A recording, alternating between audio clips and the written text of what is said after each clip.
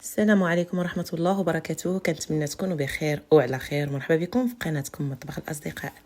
اليوم إن شاء الله غادي نقترح عليكم كيفية تحضير لي زيكلير بالشوكولات بطريقة احترافية. غادي نشارك معكم الأسرار ونعطيكم النصائح باش ينجح لكم من أول تجربة.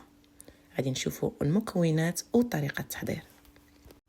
بالنسبة لكريمات الموسلين غادي نحتاجو 250 غرام زبدة، 250 غرام سكر ثقيل، 500 غرام حليب، بيضتين كاملتين، 75 غرام مسحوق الكريمة أو 75 غرام نشا زائد نكهة الفانيلا وزائد أصفر بيضة، و100 غرام شوكولات أسود، 6 ديال أصفر البيض. كريمة موسلين وهي كريمة باتيسيير زائد الزبدة. كنصبوا الحليب في كاسرول فوق نار متوسطة، كنضيفوا عليه نصف كمية السكر الثقيل باش الحليب ما كيتحرقش لينا من التحت وفي نفس الوقت ما كيكون ليناش ديك القشرة من الفوق.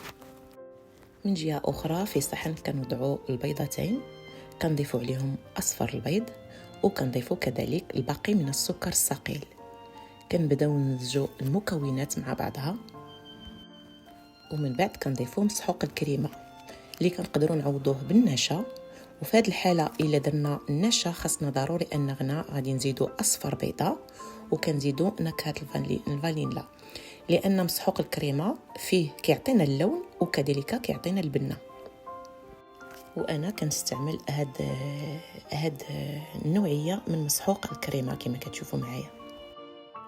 ملي كيبدا يغلى لنا الحليب مباشره كنصبوا واحد الكميه فوق الحليب باش كنطلقوه شويه وعاد كنضيفوا الكميه الباقيه. كنمزجوه مزيان ومن بعد كنرجعوا الكل في الكاسرول فوق نار ما تكونش مجهده باش ما يتحرقش لينا، وكنبداو نخلطوا بدون توقف. ضروري اننا ما نتوقفوش لانه كيتحرق بسرعه. كنبقاو نحركوا حتى الكريمه كتبدا تقال لينا في يدينا، كنشوفوها كتقال.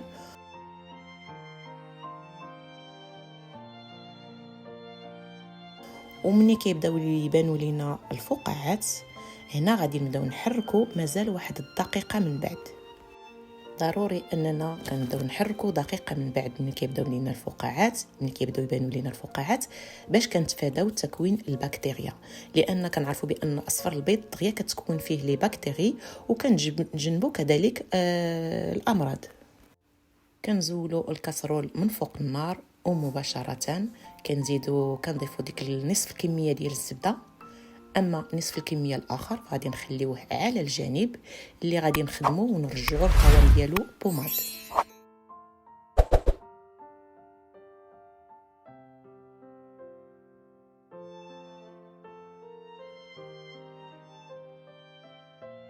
كندخلوا مزيان الزبده في الكريمه كما كتشوفوا معايا، ومن بعد غادي نضيفوا الشوكولات اللي غادي نخليوه شويه كيرتاح في وسط الكريمه. عاد كيتطلق عاد كنبداو نمزجوه.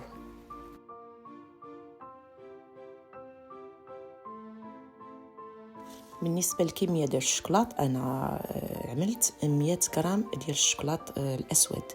تقدروا تعملوا اما اكثر او اما اقل على حسب الرغبه. كنصبوا الكريمه في بلاطو مغلف بفيلم بلاستيكي كما كتشوفوا معايا. الكريمه كما كتشوفوا معايا هنايا ما كيكونوش فيها الحبيبات، وفي حاله ما الا كانوا فيها الحبيبات فلا باس كتميكسيوها غير شويه باش كتخلصوا من دوك الحبيبات. ملي كنوضعوها في البلاطو بهذه الطريقه راه كتبرد لينا بسرعه.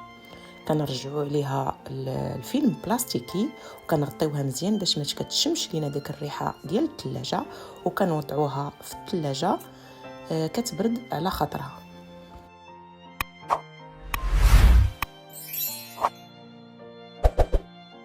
والان غادي نحضروا عجين ليشو.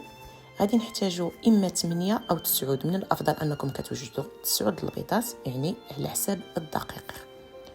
عندنا 300 غرام دقيق، 10 غرام سكر ثقيل، 200 غرام زبده، 10 غرام ملح و500 غرام ماء. كنصبوا الماء في كاسرون وتكون مزيانه ما تكونش كتحرق ودائما فوق نار متوسطه. كنضيفوا السكر الثقيل، الملح والزبده اللي قطعناها طريفات صغار باش كتذوب لينا بسرعه. بمجرد ما كتذوب لينا كنضيفوا الدقيق مره واحده وكنبداو نحركو مزيان مزيان مزيان.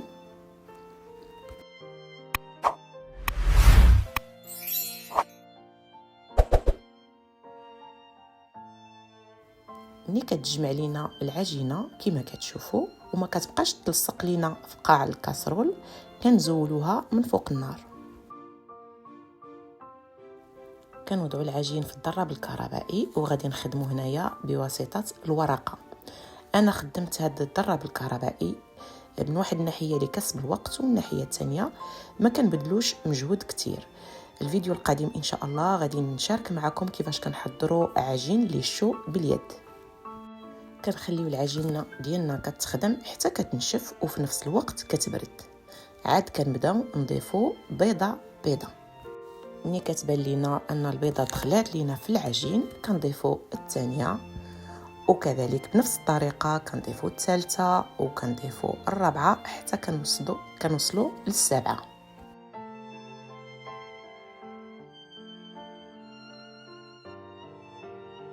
كنلاحظوا باننا مازال محتاجين البيض، فهنايا غادي نضربوا البيضه الثامنه وغادي نشوفوا الكميه اللي غادي نحتاجوا ليها تماما. لان الا جرينا العجينه بالبيض فهنايا العجين ديالنا خاسر، يعني ما يمكنناش نخدموا به. ولكن خاصنا البيض فهنا كنبقاو نزيدو تدريجيا. غادي نوريكم جوج طرق باش كنعرفوا بان العجين ديالنا راه واجد وكيصدق لينا 100%، كيتنفخ في الفرن وكيجي يعني خاوي من الوسط. الطريقه الاولى ملي كنهزوا لا سباتول من العجين كنلاحظوا بان العجين لاصق لينا في لا سباتول وكيبدا يتقطع، يعني ما جاريش. الا كان جاري راه كثرنا البيض وهنا العجين ما نقدروش نخدموا به كما قلت لكم. وإلا كان كيتقطع عجين ليشو واجد. الا كانت خرجنا لا سباتول وخرجت لنا بدون عجين فهنايا كان العجين ديالنا راه كيحتاج مازال البيض، لان الدقيق شرب لينا البيض. هنا كنزيدوا البيض تدريجيا. اما الطريقه الثانيه فهنايا كنوضعوا خط في الوسط. الا بدا كيتجمع غير شويه بشويه فالعجين ديالنا واجد. وإلا تجمع لينا بسرعه كما قلت لكم راه هنا كثرنا البيض. وإلا ما تجمعش نهائيا فهنا غادي نحتاجوا نزيدوا البيض تدريجيا. كما كتلاحظوا معايا هنايا احتاجيت ل7 البيضات ونصف. فهنا البيض على حسب الدقيق اللي كيشرب وكذلك على حسب الحجم ديال الكاليبر ديال البيض. كاين اللي كيكون فيه 50 غرام، كاين اللي كيكون فيه غير 45، وكاين اللي كيكون فيه 55 غرام او 60 غرام. من بعد ما تاكدت بان العجين واجد لينا وناجح، هنا غادي ناخذ واحد القمع دائري. غادي تاخذوا ما بين 16 حتى ل 18. انا خديت هنا 16 مويه.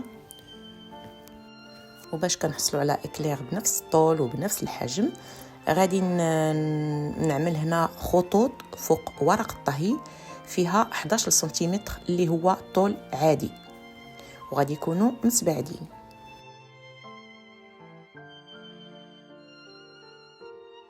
كناخذوا الطاوه ديالنا كنعملوا فيها شويه د العجين نقيطات باش كنلصقوا ورق الطهي. وورق الطهي الجهه اللي درنا فيها الخطوط بالفتخ هي اللي كتكون لتحت باش ما كيتلصقش لينا الفتخ في العجين. ومن بعد كنبقى نستف لي زيكلير. كنبعد شويه يديا هنايا هكا واحد 4 ملم على الطاوه وكنبدا نستف. كنضغط على البلاستيك وكنبقى غاده حتى كنقرب نسالي الخط وكنرخف شويه يديا وكنقطع.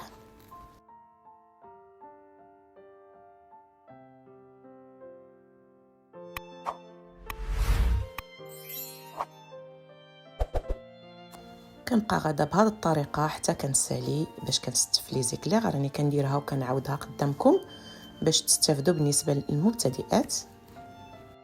وغير كنسالي بالبيض اللي بقى لينا نضرب كنضغط شويه، كناخذ شويه بصباعي وكنضغط على دوك العجين اللي بقى لينا في الاخر طالع، كنضغط عليه بلطف. ومن بعد كنبداو ندهنوا لي زيكلير ديالنا بالفرشاه بلطف. كذلك كندهنوه كله وفي نفس الوقت كنحاولوا نقادوه. وملحوظه هنايا ما كنكثروش في البيض باش حيت لانه كيمنع علينا باش كيتنفخ لينا داك يتنفخوا لينا لي زيكلير في الفرن، ما كنكثروش في البيض. واخيرا غادي ناخذوا فورشيت وكنبداو نضعوا الخطوط بلطف. وإلا استعملنا قمع مسنن، انا استعملت 2 طاوات، واحد فيها مسنن بنفس الحجم ديال القمع 16 سنتيمتر دائري. هنا في هذه الحاله ما كنستعملوش الفورشيت.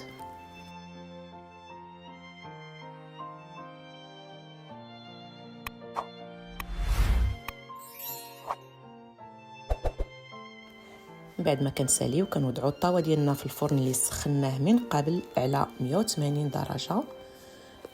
كنخليوه يطهى لمده 35 تقريبا، يعني على حسب الفرن من 35 حتى 40 درجه. و اتونسيون ما كنفتحوش الفرن اثناء الطهي. وبما ان ما عندناش الفرن اللي كيكون بروفيسيونيل، فهنا انا كنعمل طاوه بطاوه. كطيب الطاوه الاولى كندير الطاوه الثانيه باش كنتاكد بان لي زيكلير ديالنا كينجحوا في الطهي، ما نحتاجش انني نحل ونقلب الطاوات ولا حاجه. من بعد ما بردات لينا الكريمه وخدمنا الباقي من الزبده بوماد.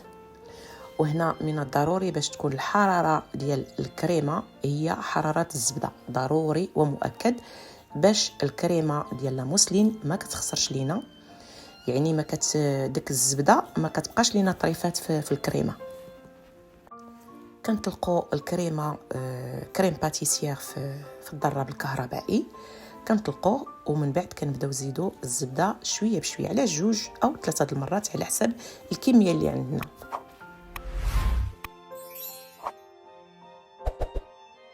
وهنا الكريمه كريم باتيسير اللي كتولي لنا موسلين ما كنضربوهاش بكثره باش ما كتخسرش وما كتخترش. كنحصلوا على كريمه بهذا القوام، ناجحه رطبه ولامعه الا تبعتوا معايا النصائح. من بعد ما طابلينا الاكلير محمر خفيف خاوي من الداخل، كناخذوا اصغر قمع عندنا او حتى داك ستيلو الراس ديالو اللي كيكون شويه رقيق، وكنبداو نتقبوا 3 ديال التقبات بحال هكذا.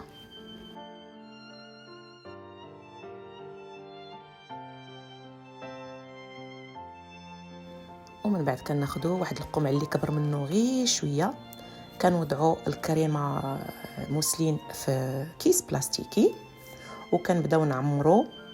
ملي كنبداو نحسوا بان الاكلير بدا كيتقال لينا في يدينا كنحسوا.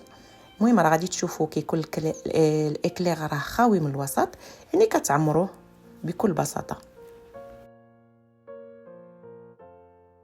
كنبقاو غاديين بهذه الطريقه حتى كنكملوا التعمر ديال الاكلير كله. الان غادي نحضروا الكلاصاج. انا استعملت الفوندون اللي واجد شريته، ويمكن لكم تحضروه في المنزل ساهل. غادي نخلي لكم الرابط في صندوق الوصف لانني فايته حطيته في القناه. كناخذوا الكميه المطلوبه، كنسخنوها غير شويه باش كترخى. كنضيفوا الكاكاو مسوس حتى كنحصلوا على اللون الشوكولات اللي بغينا المرغوب فيه.